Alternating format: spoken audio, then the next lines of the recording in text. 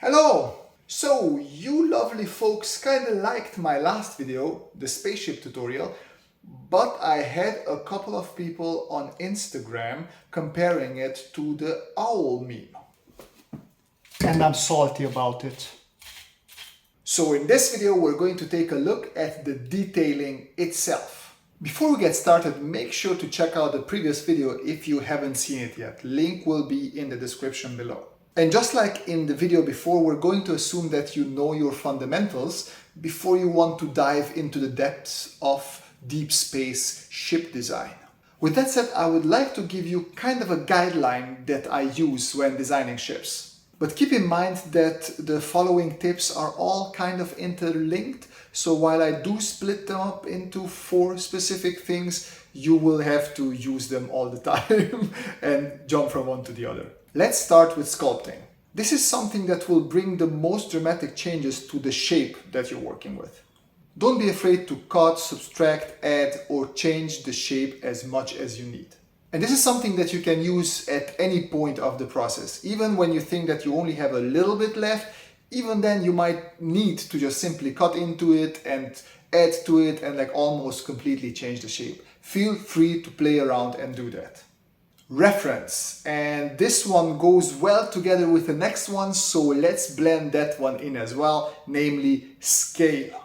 Finding the right reference at the right scale is quite an important thing if you want to use references. And yeah, military references are usually quite cool, but why does your space whale milk carrying spaceship little cargo thing need a giant space weapon or some hardcore radar? Make sure that the references that you're choosing are the right ones for you. Just as important is the scale of the reference you're using. If you have a small ship and you take a reference from a giant capital class ship and you try to edit, it is just not going to work. It is going to look very weird. Keep in mind to try to use references that are at least in scale somewhat similar to the design that you're working on. And finally, we have function. This also ties in with the previous one, namely scale. Functions also infer a scale. If you have a recognizable mechanism, hinges for a door, or some sort of cockpit hinge, people will know, oh, that hinge should be maximum this big or that small. So you can easily mess up the size if you use mechanisms that are not in the right scale. Aside from the scale of mechanisms, you don't need to worry too much about detail, especially in the type of drawings that we're doing here, because I'm not doing rotation, so I just want a quick impression, and just hinting at mechanisms is usually enough. Now with all that behind us, let's take a look at the now draw the rest of the owl segment of the previous video. Let us start with the basic shapes, which are these boxes, but of course we were at least one step ahead last time, so which was here.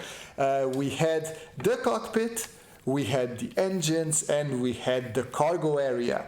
Now, what I added is sort of living quarters where our person can sleep, and because the whole shape was not balanced that well, I wanted to add this wing to bring a bit more balance, and I also called it stabilizers, funnily enough. Okay, now we're not going to jump straight to the detailed version of the spaceship like we did last time. We are going to go nicely step by step, and the next step is the sculpting step, where I sort of streamlined the design a little bit because I wanted it to be a little bit more wedgy, because that's just something that we like.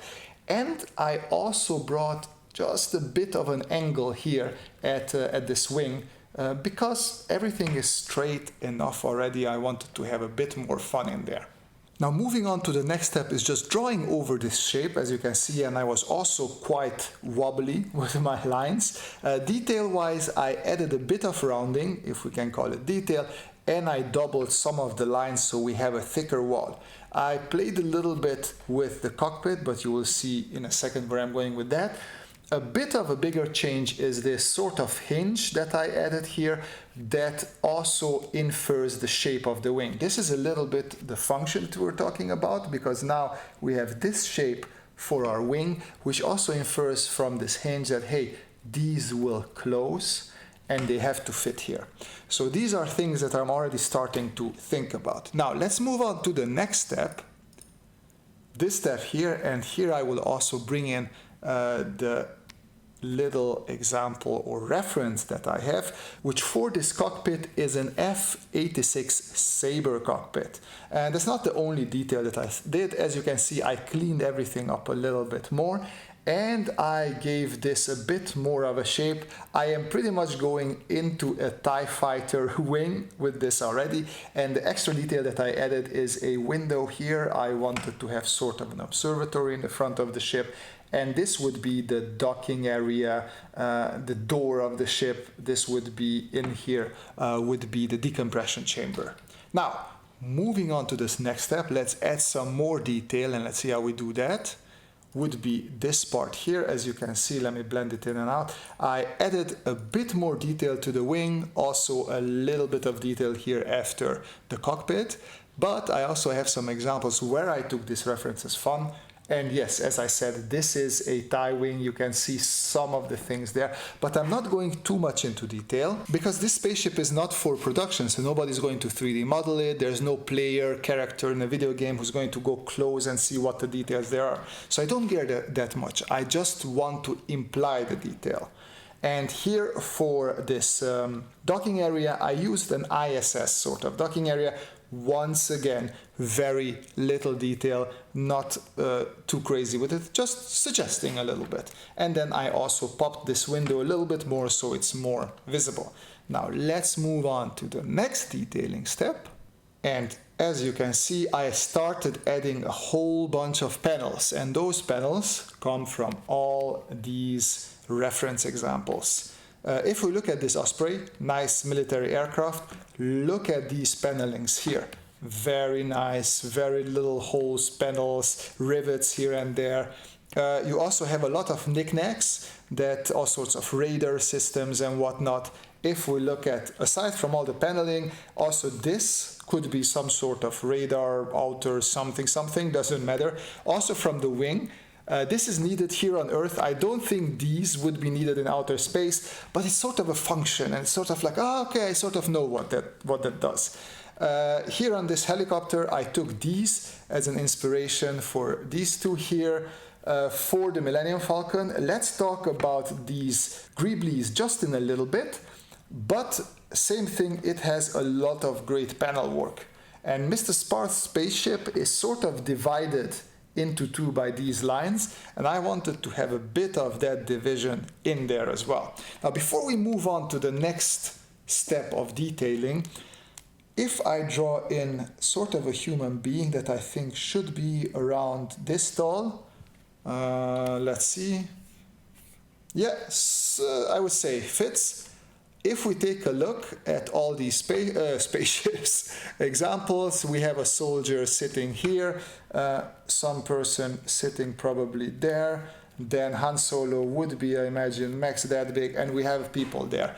You can see that the scale is somewhat similar, and this is what I was talking about before as well, that I'm trying to take detail from stuff that is in the same scale as this one.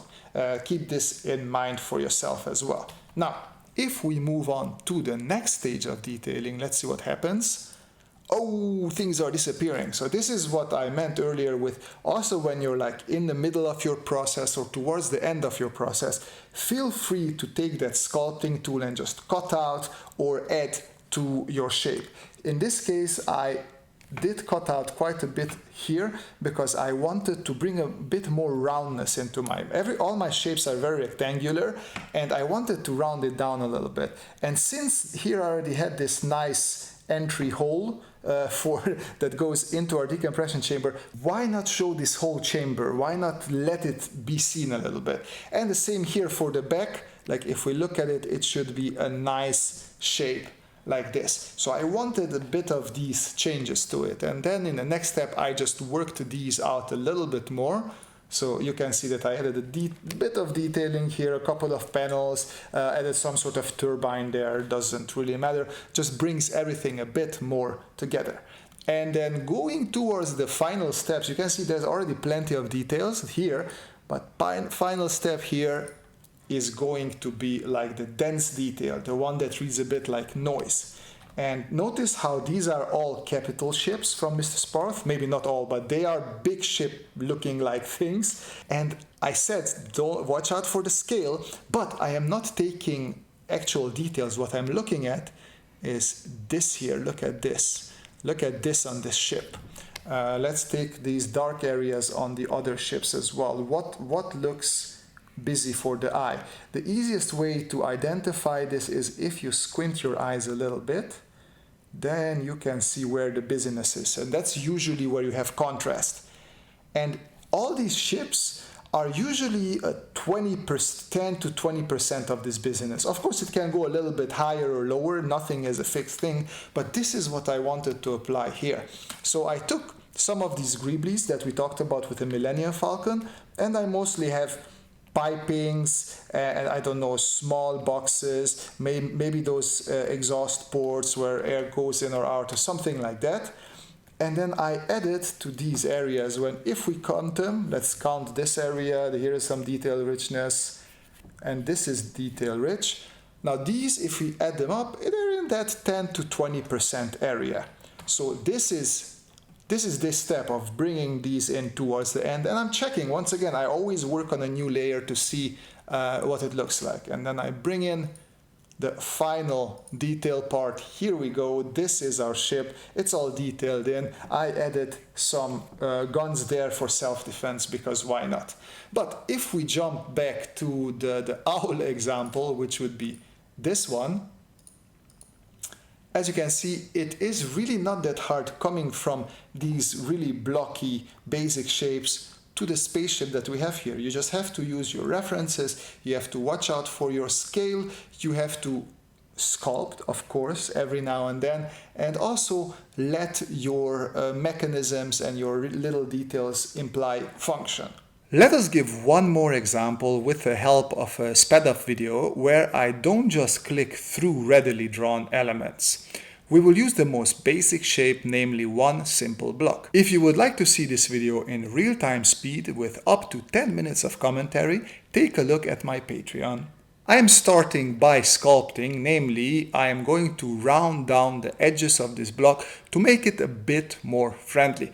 Now I have videos on how to round squares. In case you don't know how to do this step, make sure to check those out. But sculpting is not over yet because I want to be a bit more radical and cut a path into my box that goes all the way around it. Now with the next step, we are starting the detailing process. I have a pretty good visual library that I built up throughout the past 30 years or so, and I don't always use references, but don't feel weird about having to use them. I also use them when I need to do something more precise.